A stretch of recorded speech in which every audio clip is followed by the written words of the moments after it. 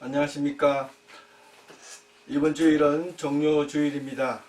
역시 지금 3주째 우리가 함께 모여 예배를 드리지 못하고 있습니다. 참으로 여러분들을 뵙고 싶고 또 그립습니다. 하지만 우리가 주일날 예배를 함께 또 각자의 처소에서 잘 들을 수 있다고 믿습니다. 저는 우리 성도님들을 믿습니다. 여러분들 예배를 좀 잘 드리고 계시지요? 감사합니다. 오늘 우리에게 주시는 하나님의 말씀 제목은 고난을 통한 승리이고요.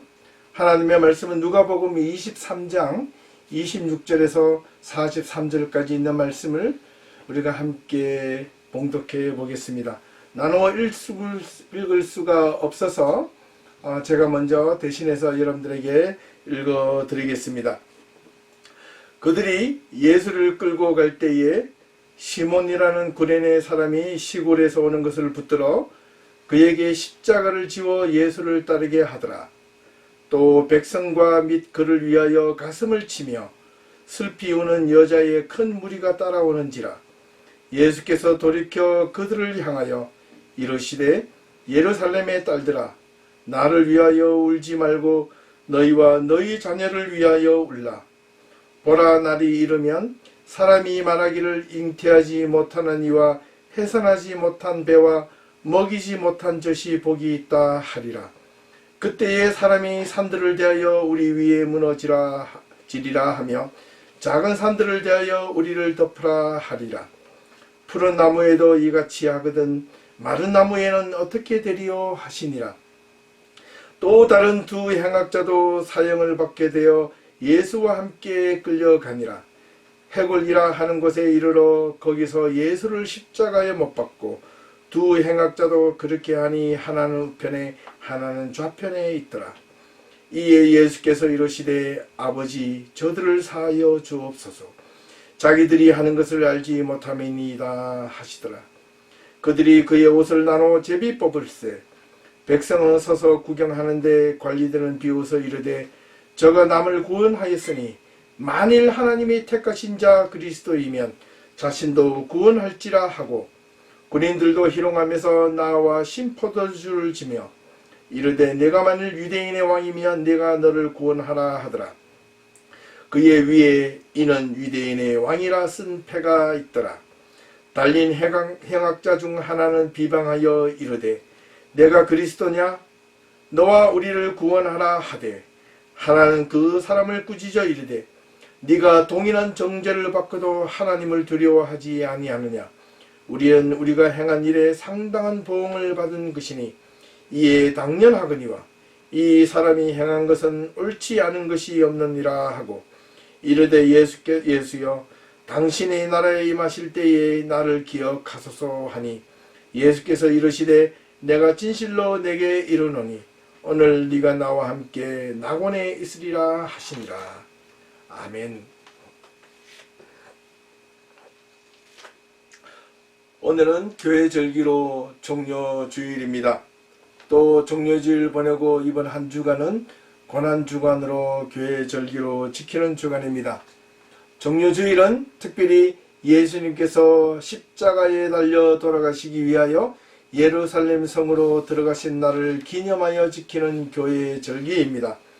성경에서 종려나무, 또 종려나무는 의, 아름다움, 그리고 승리를 뜻하는 말입니다. 그리고 고난주간의 첫날인 이 종료주일로 불리우는 것은 예수님께서 예루살렘 성전으로 들어가시기 위하여 계산하는 왕처럼 오시는 예수를 향하여 그들을 기념하는 마음으로 종려나무 가지를 유대인들이 흔드는 모습을 보고 종려주일이라 이렇게 부르기도 합니다. 한때는 이 주일을 호산나 주일이라 부르기도 했습니다. 그 이유는 그리스도께서 예루살렘 입성을 하실 때 그의 많은 무리들이 예수님을 향하여 호산나 다윗의 자손이여 이렇게 종려나무 가지를 흔들며 이렇게 외쳤다는 것에서 유래하였습니다. 하여튼 하나님의 아들이신 이 예수 그리스도께서 우리의 온 인류의 죄를 위하여 십자가에 달려 돌아가시기 위하여 예루살렘 성으로 스스로 죽음의 길로 들어가신 날입니다. 원래 종료주일에 관련된 설교는 누가복음의 경우에는 19장 28절에서 44절 말씀에 있습니다. 이 말씀을 가지고 설교를 보통 많이 하는데 오늘 저는 이 설교를 다르게 이 마지막 종료주일을 보내고 또 고난주간을 통해서 나타난 이야기들을 나눌까 합니다. 오히려 고난주간의 끝부분, 그리고 예수님께서 십자가에 달려 돌아가시는 그날, 그 여정을 맞추어 말씀을 함께 나누어 볼까 생각합니다. 고난주간의 포커스를 맞추어 예수님의 십자가에 달려 돌아가시기 전 빌라도에게 사형 선고를 받고 골고다 언덕으로 올라가는 장면에 포커스를 맞추고 싶습니다. 이 종료주일을 포함해서 이번 한 주 고난주간은 예수님의 3년간의 공생의 사역을 결론을 내는 정리하는 주간이라 말할 수 있겠습니다.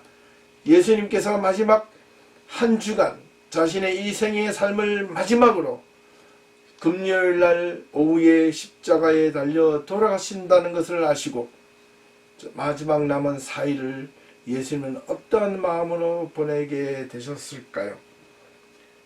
만약에 내 인생이 끝이 금요일 오후 나는 죽음의 문턱을 넘는다고 생각한다면 우리 각자에게 남은 이 4일간의 시간 여러분들은 어떻게 보내시겠습니까? 우리가 우리의 인생의 남은 시간을 제대로 알 수만 있다면 우리의 삶은 참으로 간절하고 매 순간순간 그 시간들이 귀하고 아까울 것입니다. 저는 10수년 전 한국에 있을 때 호스피스 자원봉사를 한동안 한 적이 있습니다.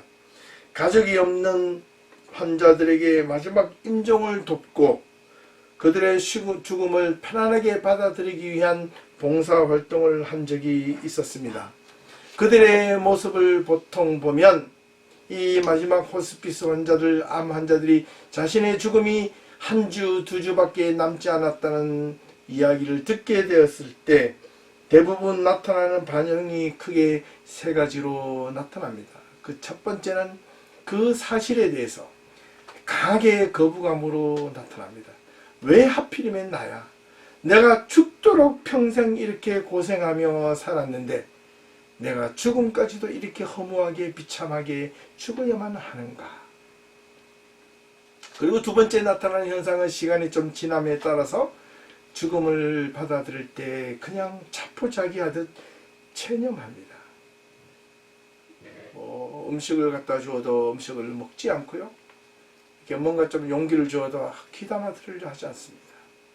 그러다가 며칠이 지나가서 마지막으로 나타나는 두 부류가 있는데 그 첫 번째 부류는 마지막 자기의 남은 삶을 위해서 열심히 의미 있게 하루라도 살아보기 위해서 의미 있게 자신의 삶을 운명을 담대하게 받아들이며 준비하는 부류가 있는 반면 끝까지 더 강한 거부감으로 죽을 때까지 악을 쓰며 죽는 부류도 있습니다. 자신에게 주어진 삶의 운명, 이것이 정말로 아름다운 것이었다면, 그 아름다운 것이라면 그 죽음조차도 아마 행복할 것이지만 그 죽음이란 운명이 혹독하게도 고난과 괴로움과 고통의 연속으로 마지막 죽음을 맞이하게 된다면 얼마나 힘들고 어렵겠습니까? 예수님께서 종료주일에 예루살렘으로 입성하신 뒤 마지막 남은 4일, 그 4일 동안 그분은 모든 사역의 결론을 위해서 4일 동안 무엇을 하셨는가? 성경 사복음서에 의하면 순서대로 월, 화, 수, 목 이렇게 기록되어져 있지 않지만 그 내용을 순서 없이 이렇게 요약해서 말씀드리면 크게 3가지로 말씀드릴 수 있습니다. 예수님은 종료주일을 보내고 마지막 남은 4일 동안 예루살렘에서 하신 그 업적, 그 사역은 첫 번째 성전 정화 청결 작업이었습니다. 하나님의 성전이 물건을 사고 파는 장사꾼의 소굴이 되어서는 안 된다는 것이었습니다. 이 얼마나 간절한지 모릅니다. 하나님의 성전이 더럽혀져서는 안 된다는 겁니다. 두 번째는 공생의 사역을 하는 동안 예수님께서 가장 많이 다투고 싸우고 대화하고 이렇게 끊임없는 논쟁을 펼쳤던 바리새인들을 향한 위선적인 행동에 대한 경고를 끊임없이 하셨습니다. 하나님을 똑바로 믿으라는 겁니다. 위선적인 행동으로 신앙생활을 하지 말라는 것이었습니다. 마지막 세 번째, 성전이 무너질 것을 예언하시고 마지막 때에 일어날 일들에 대하여 예수님을 말씀해 주셨습니다. 즉 종말에 대한 이야기를 하셨습니다. 그리고 유월절을 지키기 위하여 예수님은 제자들을 통해서 유월절을 준비하게 하셨고 다락방에서 예수님은 최후의 만찬을 나누셨습니다. 예수님께서 제자들과 함께 최후의 만찬을 하시며 제자들을 일일이 발을 씻겨주시며 낮은 자세의 모습도 보여주셨습니다. 만찬을 마치시고 제자들 몇 명을 데리고 감람산으로 올라가셔서 밤을 새워 자신이 그 다음날 일어날 십자가의 인간적 고뇌를 위하여 그 육체적 고난을 이기기 위하여 밤을 새워 땀이 피가 되도록 기도하시는 동안 예수님의 제자 중 한 명이 가룟 유다의 배신으로 말미암아 대제사장에게 은 30냥으로 예수님을 파는 그 사건으로 인하여 대제사장의 무리와 로마 군병들이 예수님을 잡으러 감람산으로 오게 되었습니다. 예수님을 잡았습니다. 대제사장의 뜰로 끌고 가서 고문을 받고 그 다음날 낮에 빌라도의 법정에서 사형을 선포받고 십자가를 지고 올라가는 장면이 시작되는 것이 바로 오늘의 본문 내용입니다. 26절 27절 말씀이 오늘 말씀의 가장 중요한 키포인트입니다. 그들이 예수를 끌고 갈 때에 시몬이라는 구레네 사람이 시골에서 오는 것을 붙들어 그에게 십자가를 지워 예수를 따르게 하더라. 또 백성과 및 그를 위하여 가슴을 치며 슬피 우는 여자의 큰 무리가 따라오는지라. 성경은 왜 구레네 시몬이 이 예루살렘까지 왔는지 기록이 없습니다. 왜 예수님이 십자가를 지고 가는 길에 있어야 했는지에 대한 설명도 없습니다. 단지 마가복음 15장 21절 말씀에 마침 알렉산더와 루포의 아버지인 구레네 사람 시몬이 시골로부터 와서 지나가는데 그들이 그를 억지로 같이 가게 하여 예수의 십자가를 지우고 라는 기록이 있습니다. 마태복음 27장 32절 말씀에 나가다가 시몬이란 구레네 사람을 만나매 그에게 예수의 십자가를 억지로 지워가게 하였더라 라고 기록하고 있습니다. 말씀의 내용들을 요약해 보면 첫 번째 구레네 시몬이라는 자가 시골에서 예루살렘으로 올라왔는데 그런데 갑자기 그의 의사와 상관없이 예수님이 십자가를 지고 가시는 길 도중에 잠시 그가 십자가를 지고 가는 어떤 한 사람이 자칭 예수고 메시아라는 소리를 듣고 그것을 구경하고 싶어서 그냥 군중 속에 끼어서 보고자 했는데 갑자기 그의 앞에 예수님께서 십자가를 지고 가는 도중에 너무 십자가가 무거워 그 자리에 털썩 주저앉았다는 겁니다. 그러자 로마 군인들이 예수님께서 십자가를 지고 더 이상 올라갈 수 없음을 알고 주변을 돌아보다가 구레네 시몬과 눈이 마주쳤는지 아니면 그가 눈에 띄었는지 알 길이 없으나 그를 나오게 합니다. 자신이 죄를 짓지도 않았는데 아무런 십자가를 질 이유도 없는데 억지로 십자가를 지고 골고다 언덕까지 가게 합니다. 갑자기 봉변을 당하게 된 것입니다. 이런 시몬은 이런 생각을 했었을지도 모릅니다. 왜 하필 나야? 주변에 수많은 사람들이 있는데 왜 남자는 나 하나밖에 없어? 왜 나야? 나는 그냥 옆에서 구경하고 싶었을 뿐이야 라고 했을지도 모릅니다. 억울할 수도 있고 분통이 터질 수도 있고, 왜 자기가 십자가를 지고 가야 하는지 영문도 모른 채, 이유도 모른 채 갑자기 십자가를 지고 힘들게 마치 자기가 죄인인 양 터벅터벅 십자가를 지고 골고다 언덕까지 가야 했습니다. 만약 구레네 시몬이 아마 그 자리에서 정말 다 찢기고 허름허름한 옷이 아닌, 만약에 멋진 이처럼 이렇게 정장을 입고 멋진 옷을 입고 십자가를 메고 올라간다고 생각해 보십시오. 이게 모양이 참 우습습니다. 그럼요. 아주 십자가와 전혀 어울리지 않는 연출이 지금 되고 있는 겁니다. 골고다 언덕까지 왔을 때 또 구레네 시몬은 어떤 생각을 했을까요? 제가 추측하건대, 성경에는 없습니다만은 저는 인간적인 생각을 좀 많이 하게 됩니다. 구레네 시몬의 입장에 대해서 생각을 해보았습니다. 골고다 언덕까지 와서 십자가를 털썩 내려놓고 아마 이런 생각을 하지 않았을까? 이거 웬 재수가 없겠으리? 이거 무슨 짓거리야? 내가 뭔 놈의 재수의 십자가를 지고 이곳까지 올라왔단 말인가? 이렇게 생각할 수도 있고, 또 혹시 다르게 저자가 누구이기에, 무슨 죄를 지었기에, 저자가 무엇 때문에 저 십자가를 지게 되었을까? 주변의 사람들한테 물어봅니다. 어이, 저자가 왜 십자가를 지게 되었어? 나는 영문도 모른 채 여기까지 왔어. 어떻게 된 거요? 이렇게 물었을 때 주변 사람들이 저자가 예수라 하되이다, 자칭 메시아라 하되이다, 또 예수를 십자가에 매달려서 걸어 올라가는 모습을 보니까 그 위에 폐에 유대인의 왕이라는 그 글씨가 붙여져 있습니다. 구레네 시몬은 어떤 생각이 들었을까요? 구레네 시몬에 대해서 다시 한 번 더 생각을 해 보겠습니다. 이 시몬은 구레네 사람으로 알려져 있는데, 이 구레네라는 지역은 북아프리카, 지금 현재의 리비아 지역에 있는 작은 도시 중 하나를 의미합니다.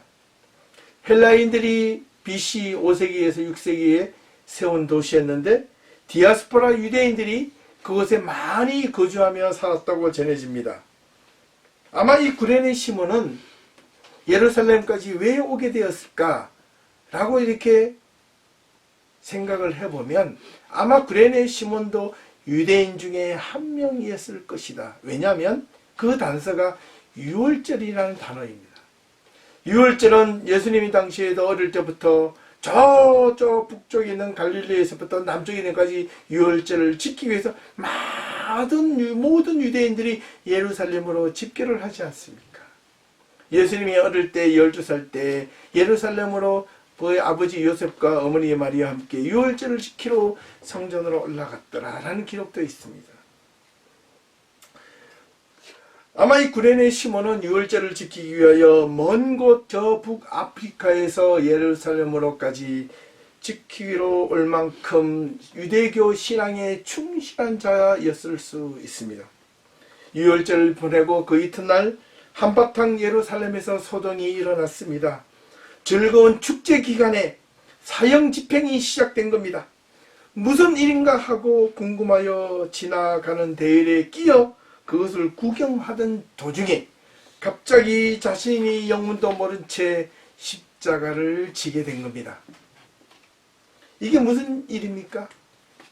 도대체 여기에 놀라운 연결점이 한 가지 있습니다. 앞서 구레네 시몬에 대한 다른 구절인 마가복음 15장 21절을 읽어드렸습니다. 한 번 더 읽어드리면 마침 알렉산더와 루포의 아버지인 구레네 사람 시몬이라는 이야기입니다. 이 구절과 아울러 우리가 로마서 16장 13절로 돌아가야 합니다. 로마서 16장까지 있는데 사도 바울이 로마에 있는 교인들에게 편지를 보내며 이런저런 믿음에 대한 예방책을 설명을 해주고 마지막 16장에는 그의 모든 지난 자기와 동역했던 사람들의 일일이 이름을 거론하며 안부를 전하기를 원했습니다. 16장 13절 말씀에 주 안에서 택하심을 입은 루포와 그의 어머니에게 문안하라. 그의 어머니는 내 어머니니라. 사도 바울이 이렇게 이야기하고 있습니다. 여기에 나온 사도 바울이 문안하기를 바랬던 이 루포의 어머니, 이 루포가 바로 이 학자들에 의하면 구레네 시몬의 둘째 아들일 것이다 라고 이야기합니다. 그것이 만약에 맞다면 구레네 시몬이 영문도 모른 채 그냥 십자가를 지고 올라가게 된 것이 그 골고다 사건이 우연의 일치일까요? 저는 그렇지 않다고 봅니다. 예수님은 얕은 십자가에 매달려 돌아가셨습니다. 3일 만에 부활하셨습니다. 그리고 살아나셔서 40일 동안 제자들과 함께 계시고 하늘로 올라 성천하시고 지금도 하나님 아버지와 함께 계시고 살아계시고 지금도 여전히 우리와 함께 계시고 구원자가 되시고 메시아가 되주시고 계십니다. 고난주간에 있는 이 한 주간 동안 우리의 삶을 돌아봅니다. 우리의 삶이 지금 어떠합니까? 모든 삶이 예상치도 않게 멈추어 버렸습니다. 삶이 어려움을 당하고 있습니다. 뜻하지 않는 어려움, 예기치 않는 어려움이 지금 우리 앞에 닥쳐 있다는 말입니다. 마치 저는 이 고난주간 동안 구레네 시몬과 같이 영문도 모른 채 십자가를 지듯 지금 우리가 당하고 있는 이 삶이 그런 것처럼 보여집니다. 그런데 만약에 구레네 시몬에게 로마 군병이 너 나와서 예수의 십자가를 지라라고 했을 때 나는 싫소. 나는 그렇게 하기 싫소. 나는 아무런 죄가 없어. 나는 그렇게 하지 않을 거요 라고 했다면 아마 구레네 시몬이 십자가를 지지 않았을 수도 있었지 않았을까. 다른 사람을 지우게 하지 않았을까. 그런 생각이 들었습니다. 그런데 구레네 시몬은 그에 대한 반론도 없이 묵묵히 십자가를 지고 골고다 언덕까지 올라갔다는 겁니다. 왜 그랬을까요? 근데 성경 이후에 로마서 16장 13절의 연결점을 보면 그 구레네 시몬의 둘째 아들이었던 이 루포가 만약에 훗날에 사도 바울의 믿음의 동력자가 되고 선교의 동력자가 되고 복음의 전도자가 되었다면 이 얼마나 하나님의 크나큰 축복이요 은혜요 능력이요 자식에게 신앙의 유산을 물려준 놀라운 단초가 바로 이 골고다 언덕에서 시작됐는지 누가 알겠습니까?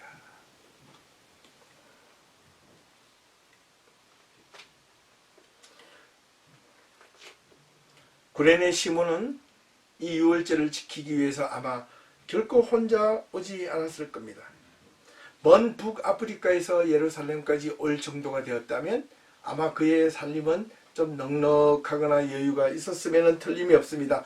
그렇지 않았다면 결코 올 수가 없었습니다.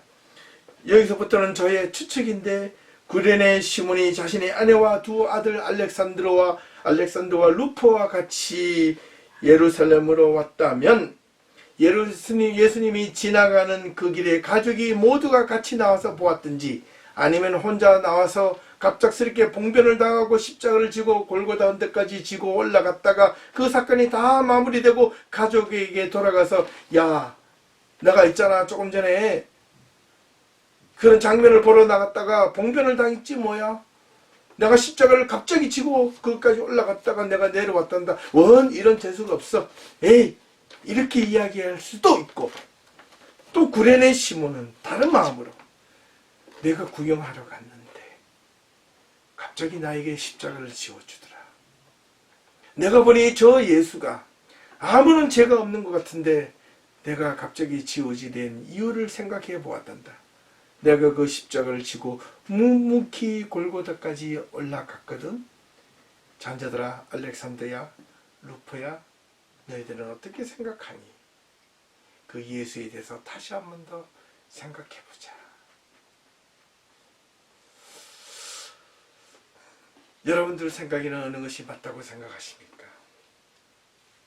어찌되었든 우리가 그렇게 알고 있었던 이 구레네 자녀 중 둘째 아들 이 루포가 로마서 16장 13절에 나오는 바울의 믿음의 동력자인 그 루포가 맞다면, 그 신앙의 동력자가 되었다면, 그 신앙의 단초가 저는 이 골고다 사건에 영문도 모른 채 십자가를 지고 올라가야만 했던 이 구레네 시몬에게부터 시작됐다고 믿습니다. 영문도 모른 채 십자가를 지고 올라가는 그 사건이 유대교에서 기독교 신앙으로 바꿀 수도 있고요. 그의 자녀가 예수를 믿어서 바울과 함께 복음의 전도자가 되었다면 얼마나 하나님께 큰 축복이 되었고 믿음의 전도자가 되고 하나님의 사람이 되었다면 얼마나 놀라운 일이 아니고 무엇이겠습니까?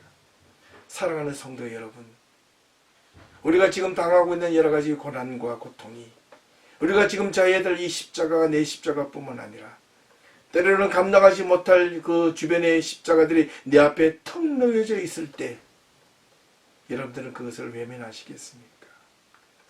눈 감고 돌아서시겠습니까? 구레네 시몬처럼 묵묵히 이 고난 주간 동안만이라도 한번 함께 나누어져 보시지 않으시겠습니까? 저는 이 설교 말씀을 준비하면서 우리 교회 성도들을 많이 생각해 보았습니다. 여러분들을 위하여 내가 져줄 십자가가 무엇이 있을까 지금 더 이번 한 주간 동안 생각해 보겠습니다. 여러분들을 위해서 기도하겠습니다. 그리고 때로는 찾아가겠습니다. 다 찾아가지 못할지라도 여러분들을 위해서, 어려움이 있는 자들을 위해서 저에게 기도 부탁하신 분들도 있습니다. 제가 그분들을 더 열심히 기도하고 여러분들을 찾아보도록 노력하겠습니다. 그리고 여러분들을 위해서 할 수 있는 일들도 찾아보겠습니다.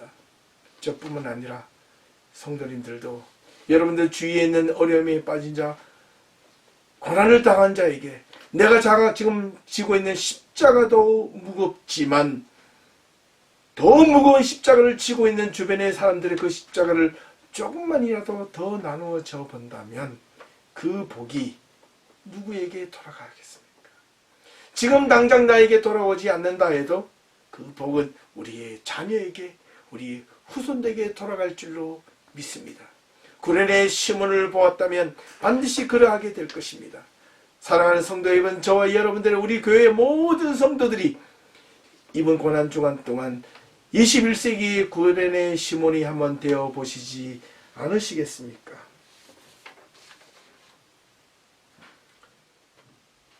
저는 여러 가지 모양으로 이번 이렇게 3주 동안 예배를 함께 드리지 못하면서 이런저런 방법으로 여러분들을 말씀을 나눌 기회를 찾고 있는 도중에 토론토에도 주변에 좀 큰 교회든지 여러 교회들이 인터넷으로 실시간으로 예배를 드린다는 이야기를 듣게 되었습니다.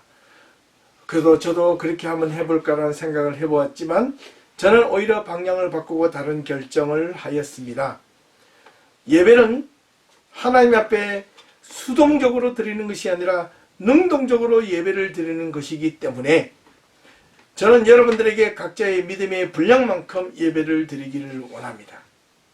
그리고 더욱더 여러분들이 예배의 주체자가 되셔서 하나님께 예배 드리는 것을 원합니다.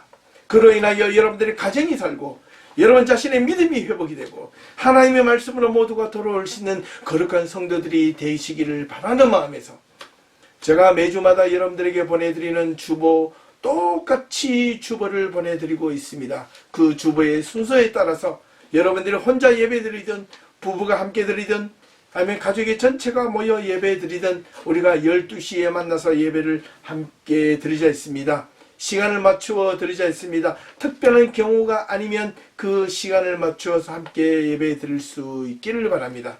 그 시간에 함께 예배 드릴 때 만약에 가족이 함께 한다면 뭐 혼자 드린다면 할 수 없지만 부부가 함께 드린다면 한 주는 남편, 한 주는 아내가 이렇게 예배의 주도자가 되시고 인도자가 되어주셨으면 좋겠습니다.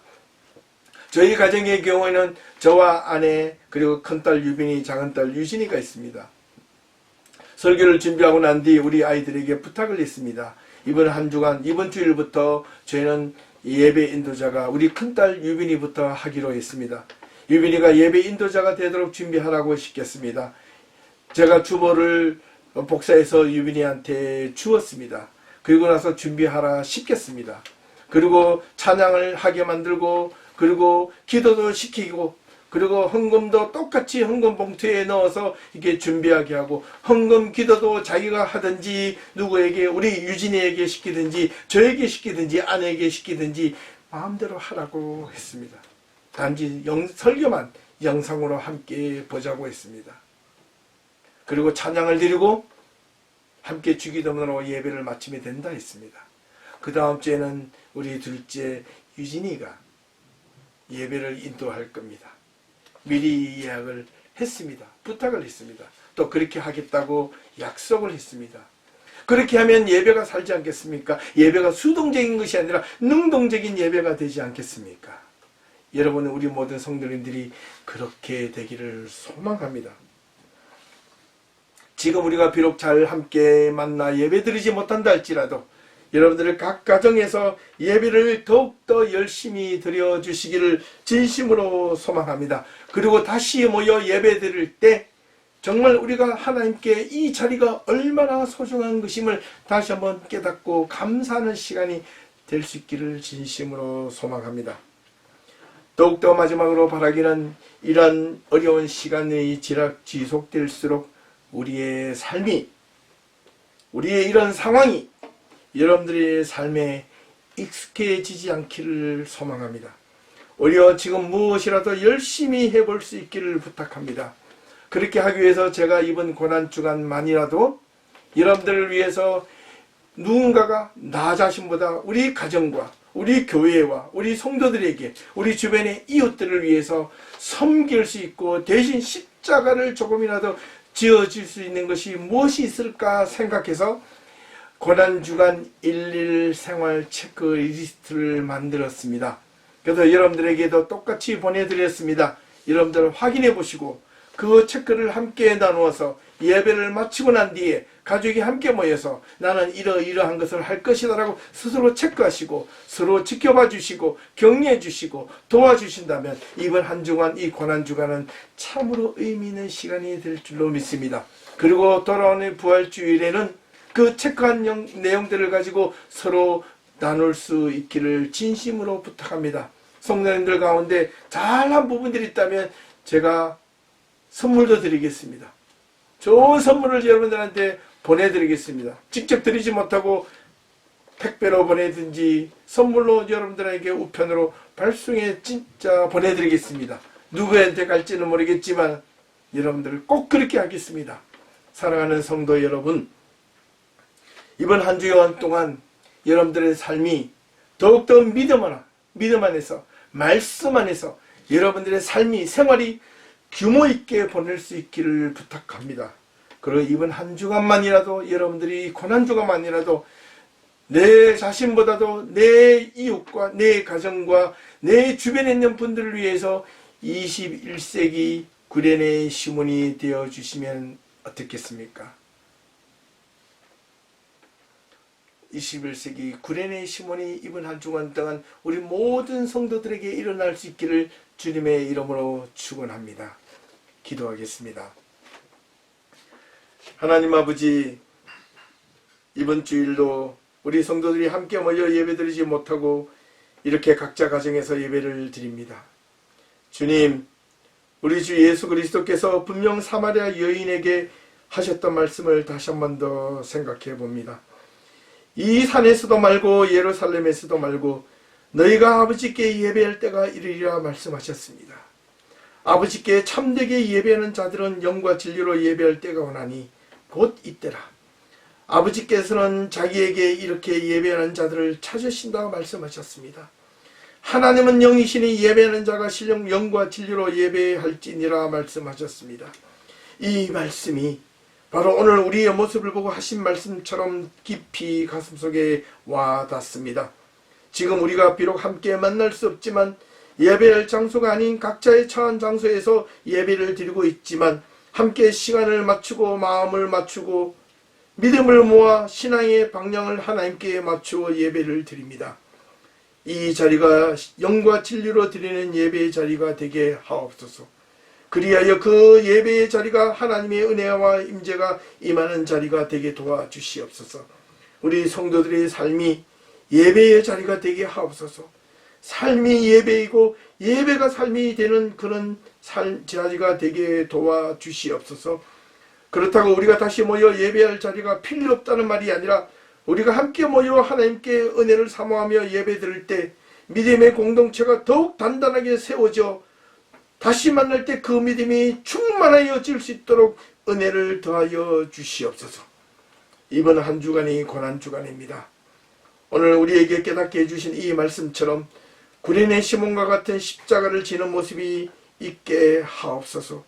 내가 한 주간만이라도 내 가정을 위하여, 우리 교회 성도들을 위하여, 우리 이웃들을 위하여, 나도 어렵고 힘들지만 내가 먼저 나의 것을 쪼개어 작은 십자가를 지고 나누는 베푸는 한 주가 되게 하옵소서. 이 한 주간도 우리 교회 모든 성도들의 삶이 은혜 가운데 있기를 소망합니다. 무엇보다 이 코로나19를 위하여 전쟁하듯 불철주야로 수고하시는 전 세계의 모든 의료진들과 수고하시는 모든 분들에게 하나님의 크나큰 위로와 은혜가 있게 하옵시고, 뜻하지 않는 상황으로 삶을 달리하신 모든 분들의 생명을 거두어 주시며 그 가족들을 따뜻하게 위로하여 주시옵소서. 더불어 우리 교회의 모든 성도들 하나님 이 한 주간도 믿음 안에서 살아가게 하시며 21세기 구레네 시몬들이 다 될 수 있도록 인도하여 주시옵소서. 그로 인하여 이 한 주간의 삶이 우리 자녀들에게 축복이 되고 은혜가 되고 삶이 보장이 될 수 있는 한 주간이 되게 하옵소서. 예수 그리스도의 이름으로 기도하옵나이다. 아멘.